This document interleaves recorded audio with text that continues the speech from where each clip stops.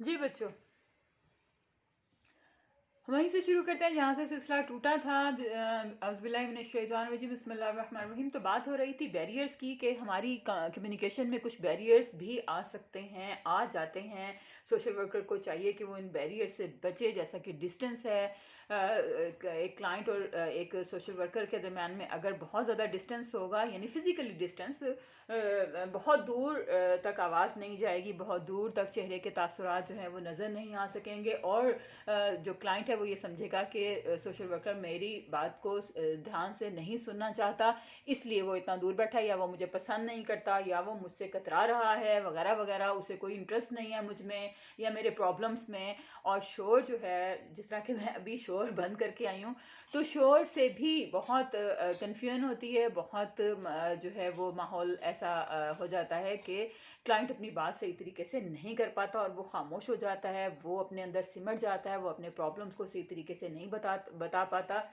एक social worker का की बर्दाश्त का लेवल भी ज़्यादा होना चाहिए। कई मरतबा ऐसी बात उसके सामने आती है कि उसको अपने टेम्परामेंट को बहुत ज़्यादा बेहतर करने की, बेहतर बनाने की ज़रूरत होती है। अपनी बर्दाश्त का लेवल उसका ज़्यादा होना चाहिए। एटीट्यूड्स जो हैं उसके रवैये वो भी पॉजिटिव होने चाहिए, वो भी बहुत अच्छे होने चाहिए। पास्ट एक्सपीरियंसेस की वजह से भी बाज़-औक़ात कम्युनिकेशन में मसाइल आते हैं, बैरियर्स आते हैं कि अपने किसी माजी के तजर्बे की वजह से सोशल वर्कर समझ सकता है कि इस शख्स का भी वही मसला है जो पिछले वाले बंदे का था, पिछले वाले क्लाइंट का था, तो ये भी मतलब वैसा ही होगा, और वो उस पर इतनी ज़्यादा तवज्जो नहीं दे पाता। हालांकि जैसा कि पहले हमने इंडिविजुअलिटी में देखा था, उस प्रिंसिपल पर देखा था कि सबके मसाइल अगर यकसा भी हों तो तब भी हमने अपने क्लाइंट को उस जैसा समझने की गलती नहीं करनी, बल्कि हर शख्स जो है दा इंडिविजुअल है, आ इंडिविजुअल नहीं है। इस तरह से मेंटल कैपेसिटी, जैसा कि अभी हम थोड़ी देर पहले पढ़ रहे थे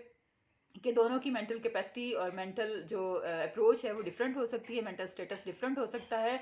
इसलिए इस चीज़ को सोशल वर्कर को पहचानना चाहिए, इस बात को जानना चाहिए, और ये सारे बैरियर्स को दूर करने की कोशिश करनी चाहिए। The client should be assured that the worker understands correctly what he wants to convey. For this techniques such as clarifications and re-clarifications, elaborating what the client has said, questioning and reframing of what the client has said can be effectively used. यहाँ पर जो client है उसको ये sure करवाया जाता है कि जो वर्कर है उसको बिल्कुल सही अंडरस्टैंड कर रहा है, कि वो क्या चाहता है, अपना क्या कन्वे करना चाहता है, क्या बात बताना चाह रहा है। इस काम के लिए कई टेक्निक्स यूज़ करनी पड़ती हैं। बाज़-औक़ात हमें क्लैरिफिकेशन करवानी पड़ती है, अच्छा आप ऐसे कह रहे हैं, अच्छा आपका ये मतलब है।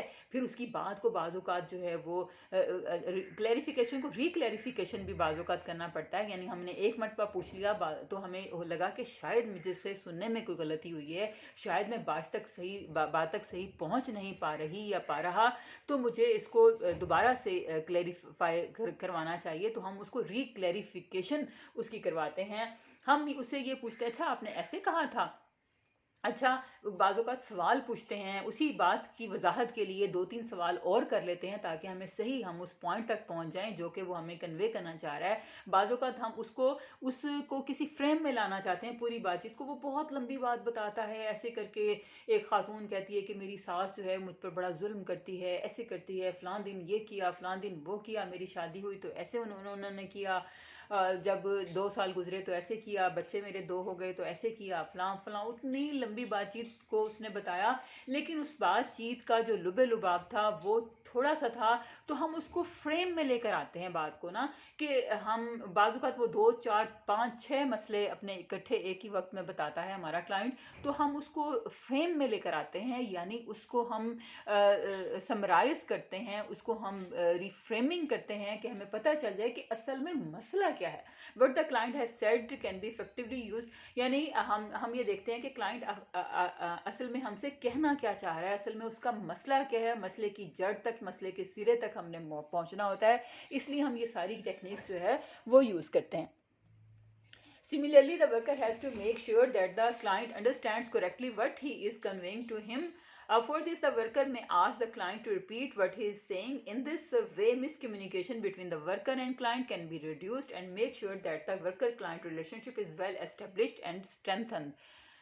वर्कर जो है वो इस चीज़ को श्योर करता है कि the client understands correctly what he is conveying to him, कि जो क्लाइंट जो है वो उस चीज़ को सही तरीके से अंडरस्टैंड कर सके कि जो उसको वो कन्वे कर रहा है, और इस बात के लिए वर्कर जो है वो क्लाइंट से कह सकता है कि आप अपनी बात को रिपीट करें कि आप क्या कह रहे हैं, और इस तरीके से मिसकम्युनिकेशन जो है वर्कर और क्लाइंट के दरमियान में रिड्यूस हो सकती है, और इस चीज़ का इस चीज़ को यकीनी बनाया जा सकता है कि वर्कर और जो क्लाइंट है उसके रिलेशनशिप बिल्कुल बहुत वेल एस्टेब्लिश्ड हो जाएं और मजबूत हो जाएं।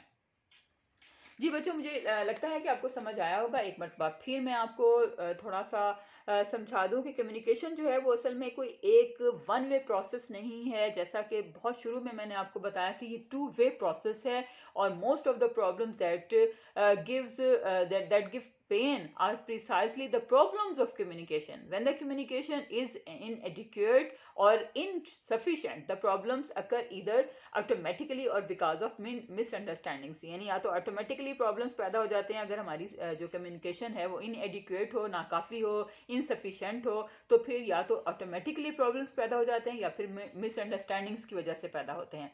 The social worker should have enough skills to grasp the communication, उसके अंदर इतनी अच्छी स्किल होनी चाहिए इस चीज़ की कि वो कम्युनिकेशन के ऊपर पूरी गिरफ्त रख सके। In social work the communication between the social worker and the client is of paramount importance, यानी बड़ी ज़्यादा इंपॉर्टेंट है ये, बड़ा ज़्यादा इंपॉर्टेंट है ये प्रिंसिपल। Most of the problems concerning human relations arise due to faulty communication, जैसा कि पहले मैंने आपको बताया कि बहुत सारे प्रॉब्लम्स जो हैं हमारे वो इस वजह से होते हैं कि हमारी कम्युनिकेशन जो है वो फॉल्टी है या उसमें गैप आ जाता है। In communication a message is sent by the sender and received by the receiver. Communication में आप देखते होंगे कि एक जो मैसेज है वो सेंडर की तरफ से भेजा जा रहा है और एक मैसेज रिसीवर की तरफ से रिसीव किया जा रहा है। A true communication takes place when the meanings of the terms and other symbols the sender and the receivers use and act upon as are shared and have the same meanings. देखें, जितनी भी terms इस्तेमाल हो रही हैं case worker और client के दरमियान में, जितने भी सिंबल्स इस्तेमाल हो रहे हैं, उन दोनों के मानी और मफहूम को दोनों बंदे समझ रहे हों। जब तक हम ऐसा नहीं करेंगे तब तक हमें सही तरीके से समझ नहीं आ सकता।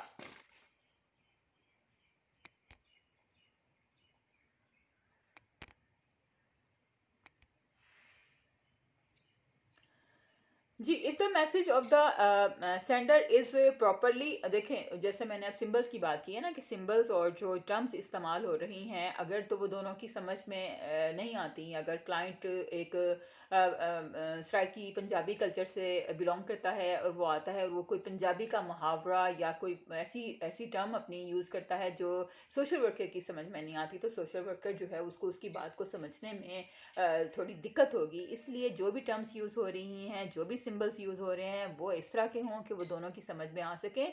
लेकिन ज़ाहिर हम क्लाइंट को तो नहीं कह सकते कि आप इसको यूज़ नहीं करें। हाँ, अलबत्ता हम उसको ये कह सकते हैं कि आप इसको क्लैरिफाई करें। अच्छा, आप ऐसे कहना चाहते हैं, अच्छा आपका ये मतलब है, या फिर कोई सवाल कर लिया या क्लैरिफिकेशन करवा ली। If the message of the sender is properly or correctly understood by the receiver, then the communication is smooth. जाहिर बात है कि जब रिसीवर जो है जिस बात को सुन रहा है, जो रिसीव कर रहा है पैगाम को, अगर वो सही करेक्टली अंडरस्टैंड कर लेता है, प्रॉपरली अंडरस्टैंड कर लेता है, तब जो कम्युनिकेशन है वो स्मूथली चलती रहेगी। But if the receiver fails to interpret the message correctly, then there is a break or misunderstanding in the communication process which results in confusion and problems. जब अगर जो रिसीवर है वो सही तरीके से मैसेज को इंटरप्रेट करने में फेल हो जाता है, तो सेंडर जो है, जो सेंडर उसको देना चाह रहा है जिस मैसेज को, तो फिर मिसअंडरस्टैंडिंग जो है ब्रेक हो जाएगी, या उस प्रोसेस में जो है वो कुछ ना कुछ मसला आ जाएगा जो जो कन्फ्यूजन पैदा करेगा या प्रॉब्लम्स पैदा करेगा। Sometimes the sender is unable to express the feelings और what he wants to communicate, then also there is miscommunication. बाजू का ऐसा होता है कि जो सेंडर है, या हम इसको क्लाइंट कह सकते हैं कि क्लाइंट जो है वो अपनी बात को, अपने मैसेज को कन्वे करने में नाकाम हो गया, अपनी फीलिंग्स को बताने में नाकाम हो गया, तो यहाँ पे भी मिस कम्युनिकेशन पैदा हो सकती है। मिसाल के तौर पर अगर उसकी फीलिंग्स नफ़रत की हैं, अगर उसकी फीलिंग्स जो हैं वो मोहब्बत की हैं, अगर उसकी फीलिंग्स जो है वो गुस्से की हैं, अगर उसकी फीलिंग्स जो है वो मायूसी की हैं, अगर उसकी फीलिंग्स जो हैं वो मायूसी की मिसाल हम ले लें कि हम मायूसी की फीलिंग्स को समझने में हमारे गलती हो जाती है, हम उसकी शिद्दत को महसूस नहीं कर पाते, खुदा न खास्ता अगले दिन वो सुसाइड की कोशिश कर लेता है, तो इसका मतलब है कि हम मिसकम्युनिकेशन का शिकार हो गए, हमने उसकी बात को सही तरीके से नहीं समझा, हम उसकी फीलिंग्स को समझने में नाकाम हो गए। तो यहाँ पर बार बार वही बात आती है कि हमने वो बैरियर्स जो हैं वो ख़त्म करने हैं, और हमने उसको जो टेक्निक्स हैं क्लैरिफिकेशन और रीक्लैरिफिकेशन, एलेबोरेटिंग, क्वेश्चनिंग वगैरह वगैरह जो है, वही सारी टेक्निक्स यूज़ करके कम्युनिकेशन का प्रोसेस जो है उसको स्ट्रेंथन करना है।